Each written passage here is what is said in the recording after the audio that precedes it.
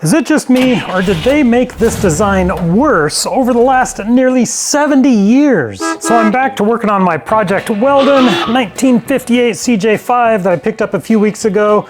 My goal today is to remove this steering column and this airbox and heater core. Then I started to notice the design of this heater core. This is so much better than modern Jeeps. Let me show you what I mean and how cool this design is. So I'm in the middle of removing everything so I can get the tub off the frame here. Last week we got the shifters out, we got gas tank out, obviously seats, just stripping everything down. Next I want to do the steering column, easy peasy. Steering column is attached right down yonder, but to get to it I thought, you know what, this airbox is kind of in my way.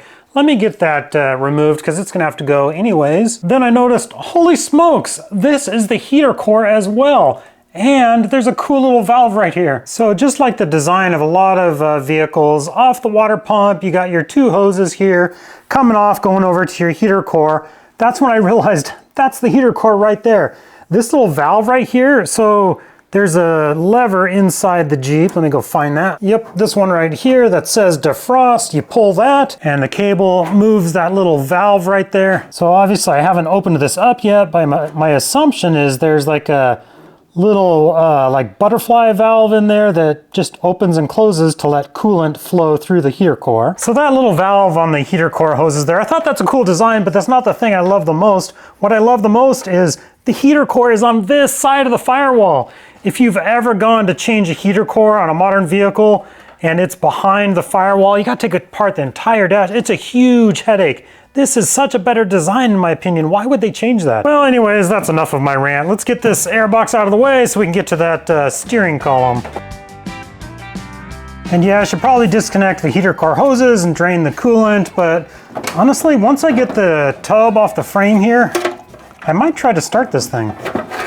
And yes, in one of my previous videos, I did start this up by spraying some starting fluid in the carburetor there, but I don't know, I just thought once I have the body off the frame, it'd be fun to start it up and run it for a little bit. And when it ran last time, it would only run as long as I was spraying that starting fluid into it. So obviously it was having some fuel delivery issue.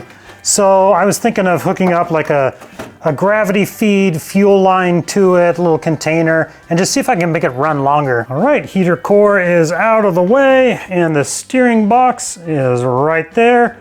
We'll disconnect the steering column, see if we can get that removed. And with that, the blower motor sits right under the dash here. I wonder if this will come off now. Yep. So yeah, I love this design. Your heater core is right there. Little lever here to open and close. If you can see, I've got one wire to deal with right here. It goes inside of the steering column. When I wiggle it, it sounds like it's wiggling right up here. Yep, sure enough, it's the horn. On the steering box there, it looks like it's just this 1/2 inch bolt.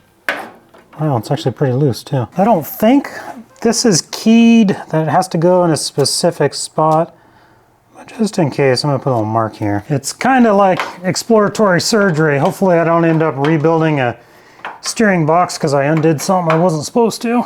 But we'll find out. All right, I honestly don't know if this is gonna just slide out or not. I'm thinking or not at this point. Well, it certainly moves. Yeah, there is definitely something else to undo. Okay, after a little more research, here's where we're at. This part of the steering column, so that's just like the outer sleeve around the steering column shaft. There's another shaft obviously going all the way down. On the bottom of it, there's a helical gear that goes into the steering box. Now there's 3 bolts right here, so this collar will come off. And then I think there's like a seal and some bearings, then that helical gear. I don't know if that'll just pull out. The other option is we try to pull off this knuckle down here. It almost looks like a steering knuckle kind of setup. That looks like it's kind of pressed on. I'm gonna have a bear getting that off. And if I'm even able to get that knuckle off with the engine in the way, the steering box itself, there's 3 mounting bolts on the bottom of it I'd have to pull to be able to remove the whole steering column and the steering box itself. So I'm gonna go with the route of remove this little collar here and see if it'll slide out that way. We'll see what we find. And the reason I'm going with this method is honestly because these 3 bolts, just little 1/2-inch bolts, they're super accessible, easy to get to. So let's just pull this collar off and see what we find. So we got this collar off, no problem. There's a couple shims underneath it, but I don't think we're gonna go with this route. I don't think this is the correct way. It's able to come up a little bit. I don't want to pry on it too hard because I don't want to damage anything. But the steering column does pull up about 1/2 inch, but it won't remove. I'm not a bit surprised. The helical gear that goes down inside the box, obviously there's another gear for your steering mechanism, but this is where you guys are going to come into play. I'm going to put these 3 bolts on this collar back in place, kind of put this back together. Here's our options. So here's where I need your guys' help. Let me know which option is best and a little advice here. The first option, yes, I was on the right track. Remove the collar here, then this panel will come off. Maybe have to remove some gears out of the gearbox here, and then the steering column will pull out. Option 2, try to remove the knuckle off the end here. That looks like it's going to be tough to get off, but then the steering box will unbolt. Whole thing will slide out. Option C, something I'm totally missing. There's just a little bolt on the bottom I got to undo and the whole thing will slide out, no problem. In the meantime, I'm going to leave this alone. I'm going to wait for your guys' advice, suggestions, your comments. Please leave a comment down below. Let me know if you've worked on this kind of steering box before. The best way to remove that steering column. I need a little help here. And you may have noticed, I had a little outfit change in the middle of this. The shirts are finally here, they're available. I love how it turned out. We've got the CJ5 rebuild and a nice picture of a CJ on there. Got the shift pattern, my logo. It says F-head right there because I'm working on an F-head. And the project name, Weldon. If you want to help support the JeepSolid Garage and this project, I'll put a link to order shirts in the video description below.